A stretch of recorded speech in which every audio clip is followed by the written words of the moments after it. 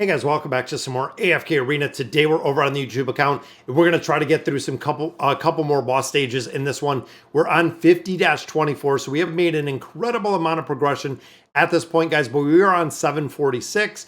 You can see that it's almost, a 300 level deficiency, just shy of a 300 level deficiency. So I'm hoping that we can pull up one of these comps. 726, see, we're quite a bit over leveled in my opinion. 771, that's pretty close to where we're at, so just slightly about 6-7 levels from where we're at. But let's see what they're running in here, guys. Now, the awakened version of Aziz we have actually seen in a couple different game modes, which is pretty interesting. Rem and Amelia are in there, and there we go with the Charmazard again, and then still running Olna Grez. That, of course, is one of the traditional formations that we've seen in AFK Arena, working incredibly well. So I'm going to kick this on the auto battle, see what we can do, guys. And in campaign formations, it seems like Brutus is another hero that is still seeing a considerable amount of utility. But with that being said, Nightmare Corridor, Cursed Realm, a couple other game modes, it doesn't seem like we're seeing him very prevalent any longer, which means that as we continue with the Awakened heroes, I can see him having kind of a little bit of a less and less utility overall when it comes to heroes. Right here, Tamris puts everyone together, and then of course, guys, Leonardo combination with Belinda is just broken. You can see there, guys, Leonardo does the damage amplification. Belinda, of course, puts out an insane amount of damage, and that combination works flawlessly. Now, same thing we can see here with Amelia. Boom, goes ahead, freezes everybody, which means that Rem can ult with all of the energy that she needs, getting all 5 kills right there. And we are just crushing these stages right now. Now, of course, Charmazard, this is an RNG dream. Now this has so many factors that literally have to click together to get this to work. Because even right here where Khazard keeps freezing Gorvo, chances are that's not going to work because Gorvo is frozen, which it looks like it's going to this time. But we still have Isabella, guys. Isabella is very, very tough to deal with, but we get it done first time, just like the other stages. Then, of course, the final one is the Olna Grez. We have Palmer up here, which, of course, super strong when it comes to buffing. But I also run, and a lot of times we do see this with the Awakened version of Solus. She will keep everybody up, including Grez's minions, just to allow us to get through this, guys. And it seems like it is going to be an absolute clean sweep of that stage, which is awesome. We did not even have any defeats, but look at that, 69 billion, 66 billion, putting out some heavy damage there, 69, and look at 114 billion, of course, putting out some big, big numbers from Belinda right there. Rem putting out 97. Amelia, still pretty impressed. Now, Rem and Amelia are both built to the exact same level. Amelia, I know, does provide a lot more crowd control, where Rem is kind of the straight damage, but actually all 3 of these, they are all 30960, so plus 30 signature item, 9 of 9 furniture, with the plus 60 engraving on all 3 of them, and you can see kind of where their damage sits between there. Now, Charmazard, of course, 19 billion. This is the reason why we build out Zolrath, guys. Zolrath, with the 3 of 9 furniture, fundamentally works for the delay coming into combat. However, the higher that you build Zolrath out, the more damage he is going to be putting out. And then the final one, of course, is Scarlet, guys. Still a hero. A lot of players say, hey, Scarlet might not be meta. Scarlet might not be in a lot of different formations, guys. You still have to build Scarlet. It is super important, not only for campaign formations, but we are still seeing her in the Nightmare Corridor. We are also still seeing her in a couple different game modes, especially if you don't have that Awakened version of Belinda completely maxed out. Scarlet will still work incredibly well within those game modes. And you can see, guys, Mickey is right above us. Horn King is right above us. We have a couple players that are just crushing it. So let's see, guys, 803. And again, some of these levels, that is considerably higher than we are. But you know what? I'm going to give it a go. Still, every single level that we pass in here, guys, they get a lot stronger. They get a lot stronger in here. So this is what happens is if I'm not at a point where I can kind of compete with the levels, because that was looking at what, about a 40 level deficiency, a player level deficiency, not the enemy level deficiency. That, again, we might have to adjust to a different formation, because the chances are this isn't going to work. Because really in the game mode, and I've talked about this quite a bit, is you have two options, guys. Either one, you're going to build out the heroes and you're going to build out the heroes very, very high to get the effectiveness. And there's the thorn cheese. I don't want to do the thorn cheese. Let's go with this one. Or you're going to level. The level deficiency just gets to a point where either it's going to be a crazy high amount of retries within these stages to actually get these done, or you're going to hit a point, one, you don't have enough combat rating to actually make any more progression, or two, your heroes are just going to get crushed when you get to this game mode. And again, early crowd control right there from Leonardo. I don't think we can have him die, or this isn't going to work. Now, we do run Zolrath in here with the awakened version of Brutus.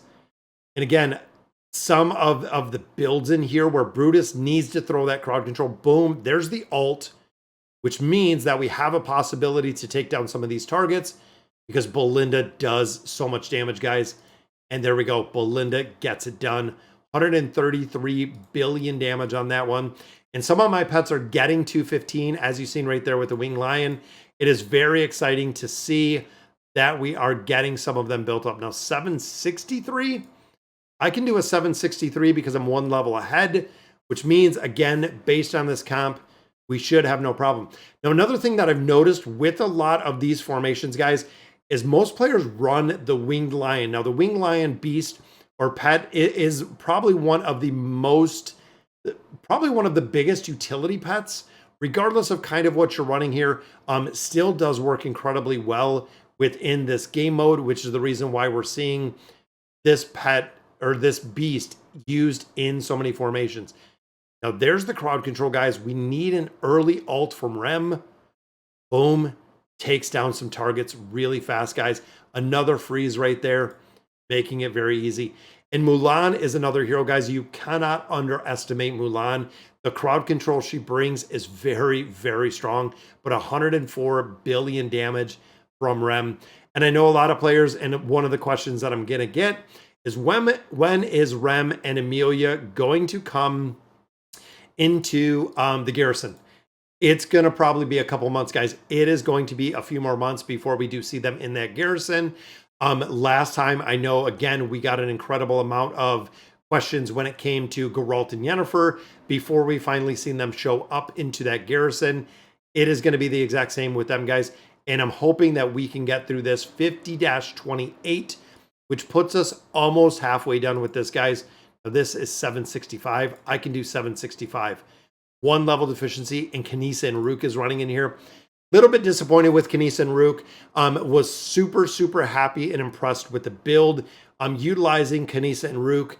And at this point, it seems like they have dropped out of just about everything.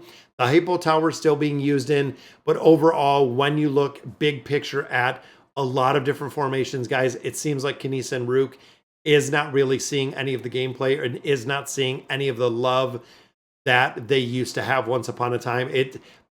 To me, it's such a cool build with the hero, which is the reason why I did love the Kanisa and Rook build.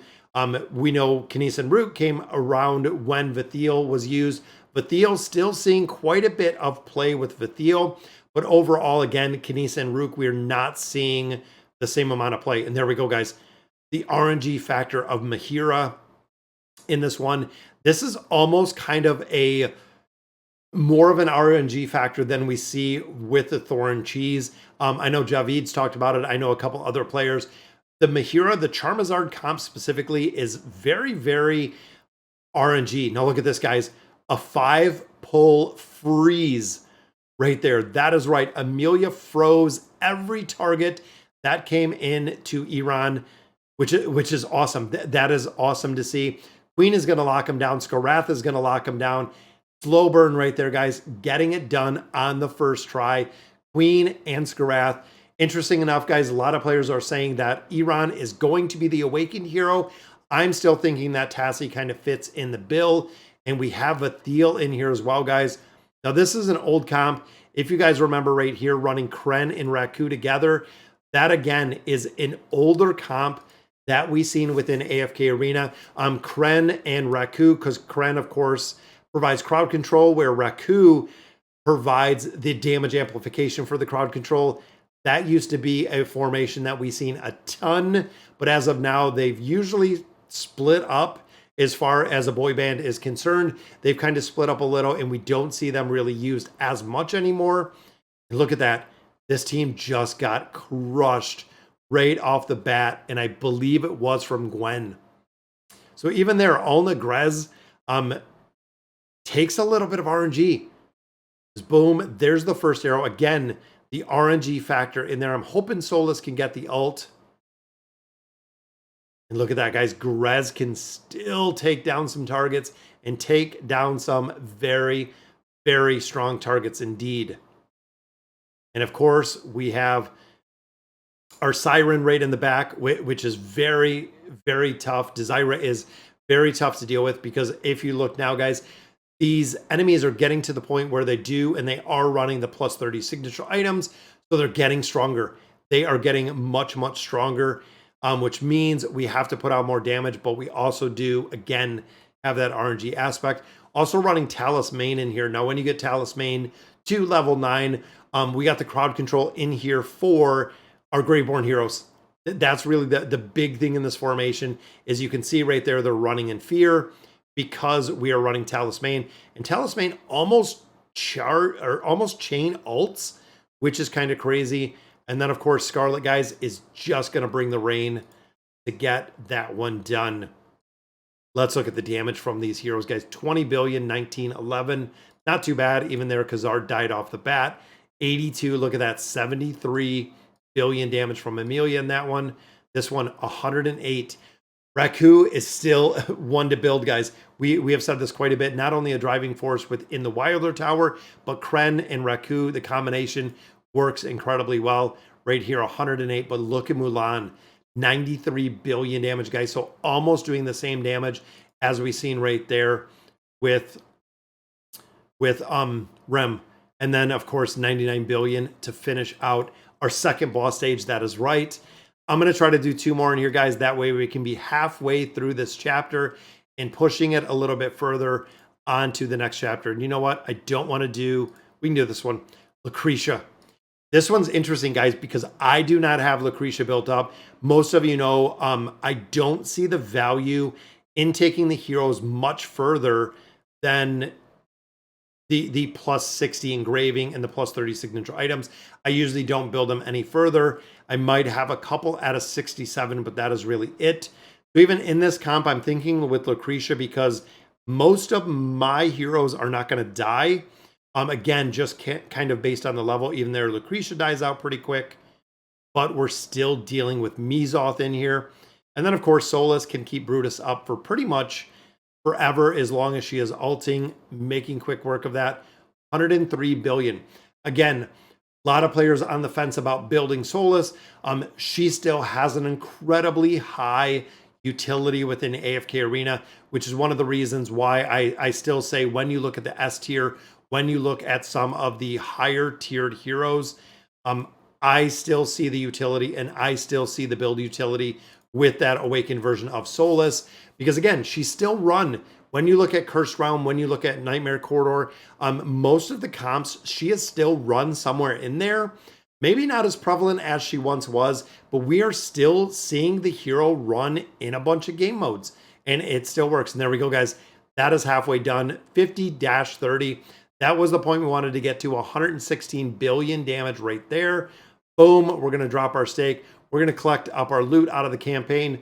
That is what I wanted, guys. Not only do we get some diamonds out of there, but we get 200, that is right, 200 of our engraving mats. So if we're going to build out Ivan a little bit further, if we're going to build out a couple other heroes, we are getting more mats out of there. We do have to push quite a bit more in the tower to continue getting cards. But all right, guys, so that'll do it for today's video. Let me know in the comments what you guys think. We are halfway done with 50 at this point, pushing into 51 probably in the next week or two and seeing what kind of content we got there. So again, that'll do it for today's video. Let me know what you guys think. And as always, thank you guys for watching.